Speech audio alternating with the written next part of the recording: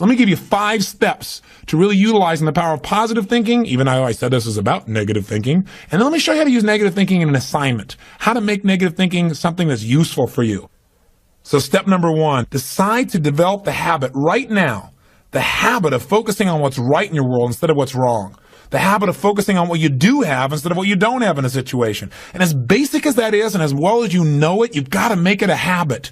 Because those habits form the chain of your ultimate character, of who you become and how you end up living your life. We've got to condition ourselves, because if we don't, we'll go back to the automatic state that most people live in today's society. The way to develop the habit is to go on a mental diet. I did this several years ago. As positive as I was going through unbelievable pain at the time. I'd had some major disappointments, some frustrations. I felt like I'd given it all. But what turned me around is one day I picked up this book called The 7-Day Mental Diet. It was a little tiny little booklet. And all the booklet really did was, for about 12 of the 14 pages, it challenged me to really see if I could really truly, for 7 days, live my life without one negative thought. And it kept saying throughout the book, now don't just say, yeah, I can do it, and don't just say I'm going to do it. Think for a while before you commit to this. Don't actually commit unless you're really going to do it for 7 straight days, no matter what. It doesn't mean you don't have a negative thought. It just means that if you have a negative thought, you don't speak it. You set it aside. You forget about it. Or you replace it. If you say something negative, you go erase. What I really mean is this. Or you say, that's not what I mean. Here's what I mean is this. And you immediately focus on something good. It's not that nothing negative ever comes out. It's that you immediately do not allow yourself to hold a negative feeling, a negative thought for 7 straight days, day and night. Even when it gets tough. Even when somebody disappoints you. Even when you get frustrated. Even when you give your all and it still turns up lousy. Listen, if all I did was rant and rave on this tape and you didn't listen to anything else I said, but you took on this 7-day challenge, you can't believe what it'll do to your life. Now, I got to tell you, when I first read the book, I thought, wait a second, being positive isn't going to change my life. I got to deal with the real problems around me, those real challenges that are out there. I don't want to just be positive. Somebody says, how's it going? I go, I'm doing great. And they go, why? You go, I don't know, but I just feel good. I don't want to be that way. I want to be real. I want to be on top of things. But you know what? I thought, wait a second. I can be positive about solutions. I can still notice that there's some challenges out there without being negative about it. I can look at the challenges and say, okay, here's what's good about this. Here's how we can use this. Here's how we can turn this thing around. And continue to focus on that. So I took on the challenge for 7 days, changed my life. Now, by the way, one of the keys is you have to have 7 straight days of being absolutely positive. Not one negative thought, not one negative expression that you hold on to. Got to let go of it immediately. If you do not do this, if you're 3 days into it and you do well, and then you have a bunch of negativity, you got to start over. And you know what? After you go about 4 or 5, 6 days in a row doing really well, something major negative is going to happen. How's that for some positive programming? But what it is a test to see how committed you really are. I'll tell you something. After 7 days, you feel like a different person. People around you respond to you like you're different as well. All you want to do is establish the habit of noticing what you do have instead of what you don't have. Noticing what's great about a situation versus what's not great. Focusing on solution instead of problems. That's what changes your life. Here's key number 2. Instead of judging yourself and others, decide, remember these are decisions, decide right now to become curious instead of judgmental. But remember, when you find fault in other people, when you start noticing constantly how they've wronged you, how this person is not good enough, or they're too egotistical, they're too proud, or they don't really care about people, as soon as you start judging other people, you just got to remember something. If you start judging other people, you're going to also start judging yourself intensely.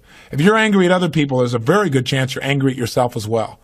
Maybe you need to perceive more and judge less. Maybe instead of finding fault with other people, without really thinking about what they've gone through to be where they are this day, maybe we can get really curious about what's making this person be in the state they're in, or what's the motivation behind this person's anger.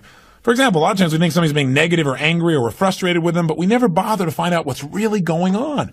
I know myself, I was at a party recently and I fell prey to this. There was a woman who came to the party. Everybody behind her back was talking about how unbelievably egotistical this woman is, how negative she was. But you know what? I sat next to her at dinner time and I got a chance to really find out who she was. I got curious about her. And I began to find out about all the pain she'd been through in her life. When I realized was this woman was just barely hanging on to her life.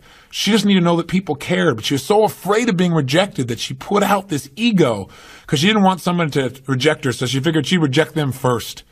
And I got a chance to really know her, and she was a wonderful person. I'll tell you something else we've got to be careful of that ties in with this, of our being judgmental. Out of our fear of having heroes in our society today, we seem to try and consume them and destroy them as quick as we can. We try to find something that's wrong with our heroes because, boy, we don't want another Jim Jones. We don't want another Jim Baker. Remember, we got to judge less, perceive more. We got to get curious. Instead of living in a society where we're so afraid We're so afraid to believe in anything or anyone that we believe in nothing at all, and we lose our power of positive thinking.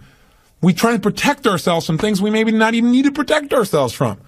Or we live in a society where we try and destroy our heroes, where we take somebody like Barbara Walters, an incredible broadcaster, a woman of incredible integrity, who gets nailed by one person in a book, and it's in every newspaper across the land, how she probably stomped on people to get where she was. That's absurd. Martin Luther King, after he's passed on, somebody comes back and stomps all over his career and his reputation. Is that the society we want to live in? Any person who takes glee in watching another person's pain will experience plenty of pain themselves. Remember the quote, "He who was without sin, let him cast the first stone." The bottom line is, if you go looking for brown, you're going to find it anywhere you look for it, in others or yourself. Free yourself from the disease of making others wrong, and you'll free yourself from the disease of making yourself wrong. You have a lot more energy to create solution instead of problems. It's part of the power of positive thinking instead of falling for the destructive power of negative thinking. If you want to get curious, just ask yourself, what do I like about this person? Wonder what's going on with this person that would make them feel this way. How could I help this person?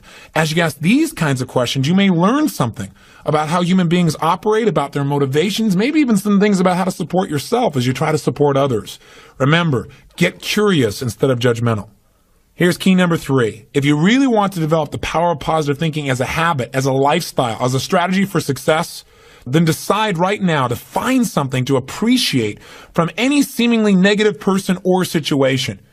And develop the habit of giving compliments. See, if you really want to have some more positive feelings in your life, you got to keep focusing on what's right. You got to get curious. And most importantly, you got to find something to appreciate even in the tough times. Because in reality, as we've talked about so often before, the toughest times in your life sometimes provide you with the real resources to change your life. So what we've got to do is find something to appreciate. Not someday when things work out. We got to appreciate where we are right now. And this is something I talked to my daughter Jolie about today. Because she's in an experience